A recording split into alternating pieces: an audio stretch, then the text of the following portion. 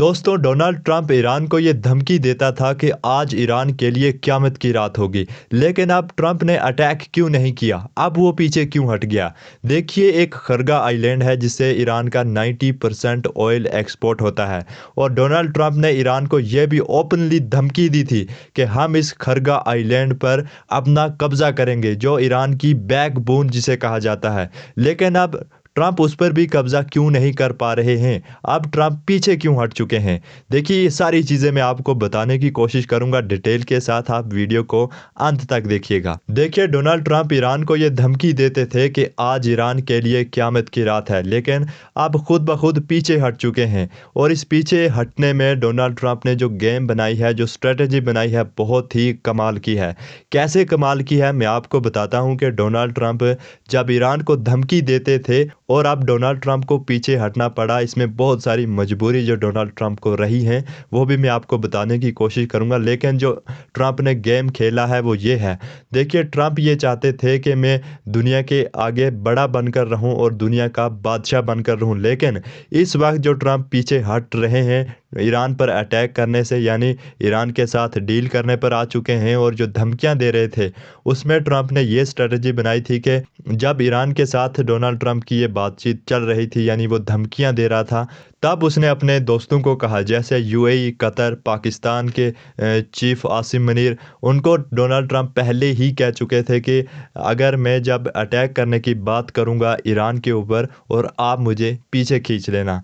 यानी ये सेम वैसे हुआ जैसे एक किसी का फूफा या शादी में जाने से मना कर देता है, यानी नखरे करने लगता है कि मैंने शादी में नहीं जाना है, ऐसा है वैसा है, और दूसरे लोग जो होते हैं वो चाहता है कि ये मेरे हाथ जोड़े, मेरे पाँव पकड़ें और मुझे बोलें आप शादी में चलें, और थोड़े से वो पाँव पकड़ते हैं, बोलते हैं, और वो नखरे दिखाता है और फिर शादी में चले जाता है। सेम यही स्ट्रेटजी डोनाल्ड ट्रंप ने इस वक्त अप्लाई की। लेकिन क्यों? क्योंकि डोनाल्ड ट्रंप चाहते हैं कि अगर मैं अकेला पीछे हटूंगा, यानी अटैक की बात भी मैं करूंगा, पीछे भी मैं हटूंगा, तो इसमें डोनाल्ड ट्रंप की इंसल्ट हो सकती है, और वो चाहते थे कि मेरी एक इमेज दुनिया में है जो वो बरकरार रहे। इससे वो उसने टारगेट बनाया यूएई, कतर और पाकिस्तान को, कि उन्होंने हम मुझे अटैक करने के लिए रोका। लेकिन असल में हकीकत ये है कि डोनाल्ड ट्रंप खुद भी ईरान पर अटैक नहीं करना चाहते, खरगा आइलैंड पर अटैक नहीं करना चाहते। देखिए, जैसे अगर डोनाल्ड ट्रंप खरगा आइलैंड पर अटैक कर भी देते, इससे ना कि ईरान का नुकसान होता, बल्कि इस अटैक से पूरी दुनिया का नुकसान होता, पूरी दुनिया की इकोनॉमी डूब सकती थी। हालांकि अमेरिका की अपनी इकोनॉमी भी डूब सकती थी। लेकिन डोनाल्ड ट्रंप जो फंसे हैं वो इस बात से फंसे हैं कि वो ये दावे कर रहा था कि हमने खरगा आइलैंड पर कब्ज़ा करना है और ईरान को नक्शे से मिटा देना है। तब उसने ये स्ट्रेटजी बनाई कि मैं पाकिस्तान और कतर और यूएई को बोलूँगा, मैं धमकी देने की बात करूँगा और आप मुझे पीछे खींच लेना। और इसमें बहुत सारा फ़ायदा हुआ है इन तीनों देशों को, यानी जो इनका रोल रहा है इस जंग को ख़त्म करने में, इसमें इनका भी बहुत सारा फ़ायदा हुआ है।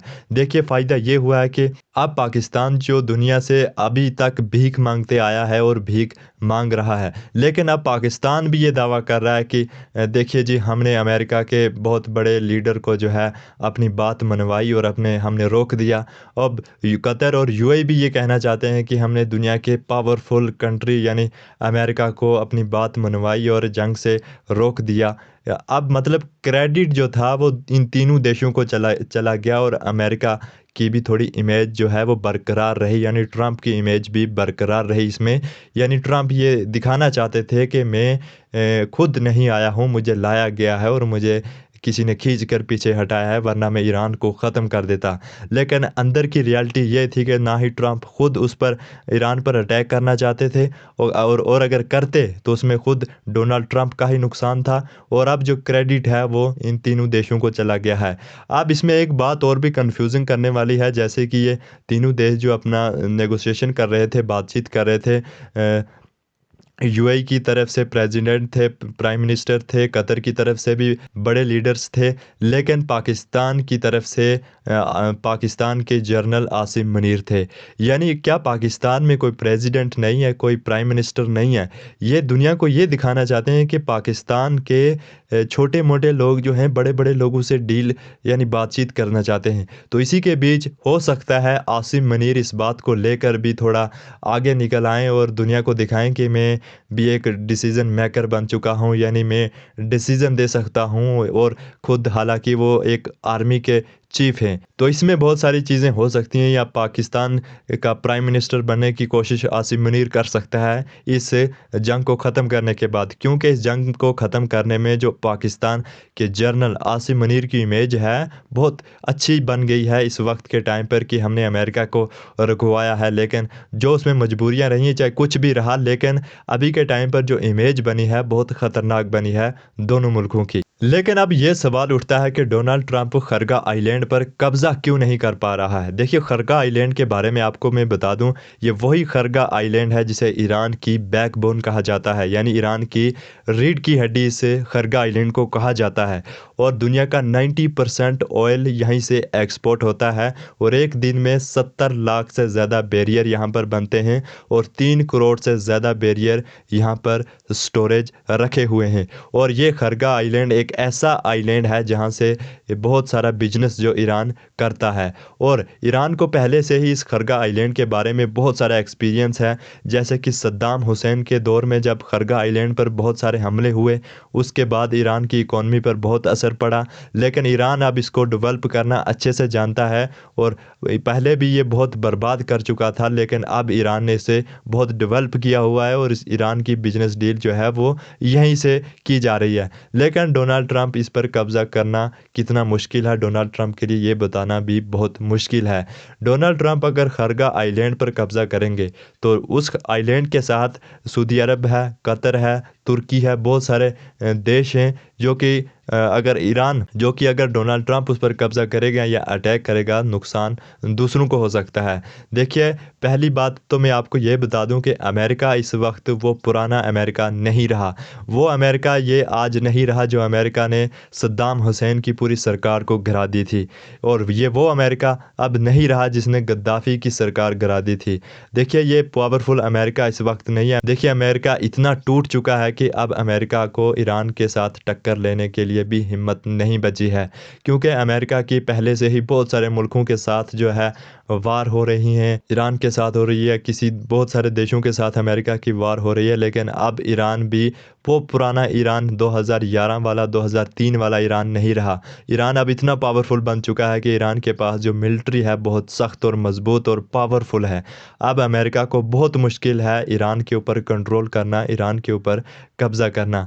ये कहना भी बहुत मुश्किल है कि अमेरिका क्या ईरान के साथ कर सकता है, क्या नहीं कर सकता है। और अब साथ साथ में ईरान ने यह भी कहा है अमेरिका को कि हम स्ट्रेट ऑफ हॉर्मुज़ पर अपना टोल टैक्स लेंगे, क्योंकि हमारा पहले ही इस वार में बहुत सारा नुकसान हो चुका है और हमारी इकॉनमी कमज़ोर हो चुकी है, और अब हम इस स्ट्रेट ऑफ हॉर्मुज़ पर टोल टैक्स लेंगे। और इसी के बीच बीच में जो युद्ध इस वक्त ख़त्म हो रहा है, इसमें यह कहना मुश्किल है कि ये युद्ध ख़त्म हो रहा है। मेरा मतलब कहने का ये है कि युद्ध ये तब तक ख़त्म नहीं होगा जब तक इजराइल के प्राइम मिनिस्टर बेंजामिन नेतन्याहू इस युद्ध से पीछे नहीं हटेंगे।